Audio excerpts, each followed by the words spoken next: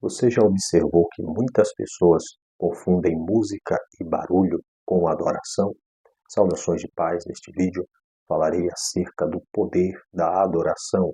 Como texto base, quero ler com os irmãos, se você tiver em posse da sua Bíblia, o livro de João, capítulo 4, versículo 23 e também o 24, que diz: "Mas a hora vem, e agora é, em que os verdadeiros adoradores adorarão o Pai em espírito e em verdade, porque o Pai procura tais que assim o adorem. Deus é espírito, e importa que os que o adorem em espírito e em verdade."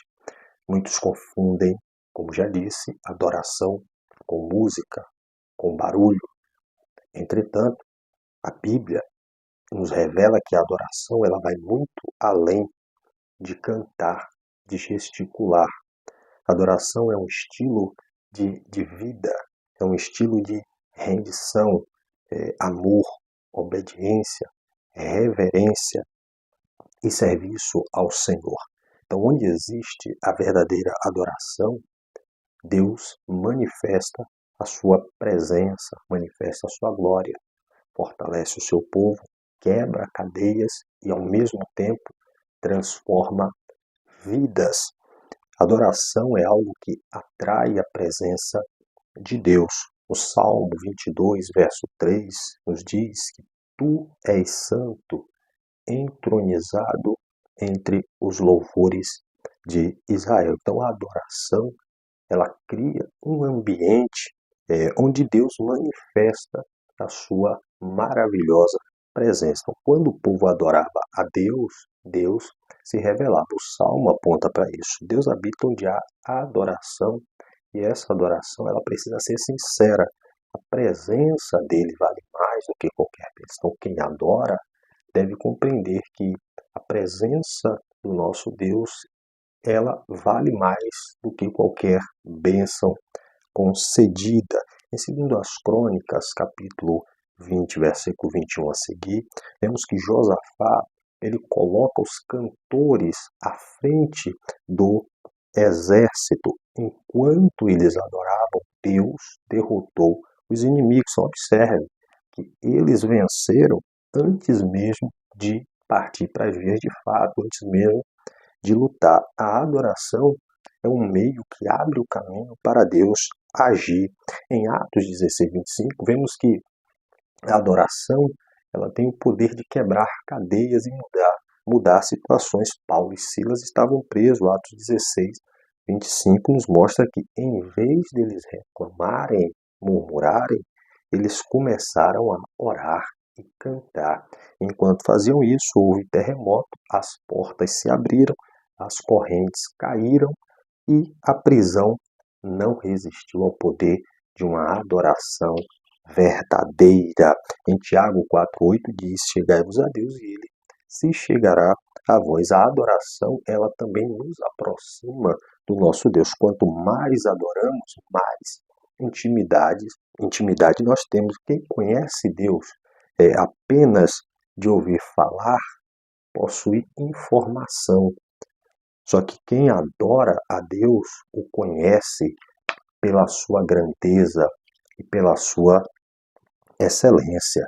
Em Efésios capítulo 6, versículo 12, nos mostra que a nossa luta não é contra pessoas, ela é uma luta espiritual. A adoração enfraquece a ação das trevas porque exalta aquele que já venceu Satanás na cruz do Calvário. Em Romanos 12:1 diz: "Apresentei os vossos corpos como sacrifício vivo, santo e agradável a Deus, que é o vosso culto racional." Então Deus não procura apenas vozes bonitas, pessoas eloquentes. Ele procura vidas consagradas a Ele. A adoração sem santidade torna-se mera apresentação, né? Em João 4, 23, texto que nós lemos, Jesus mostra aqui dois pilares. O primeiro pilar em espírito é uma adoração que nasce do coração. Não depende das emoções humanas, não depende da música, depende exclusivamente do Espírito Santo. O outro pilar em verdade, que é, claro, baseado na palavra, uma adoração baseada na palavra. Não é uma emoção sem fundamento. Muitos lugares começam a tocar a batida da lata, a batida do tambor, e alguém diz que está adorando, sentindo uma emoção carnal, uma emoção passageira. A verdadeira adoração ela é provocada pela verdade. A palavra é a verdade. Quando ouvimos a palavra, quando a palavra é exposta, sentimos a presença do nosso Deus e adoramos de forma voluntária, sem precisar de batida, de tambor, de música, de nada disso. A gente adora porque a gente ouviu a verdade, não é uma emoção sem base, sem fundamento, é uma vida alinhada com a vontade de Deus. Temos exemplos de verdadeiros adoradores. Abraão, em Gênesis 22, adorou entregando o que tinha de mais precioso. Davi, mesmo sendo perseguido, ele continuava adorando e escreveu muitos salmos em meio às lutas. Temos o exemplo de Jó.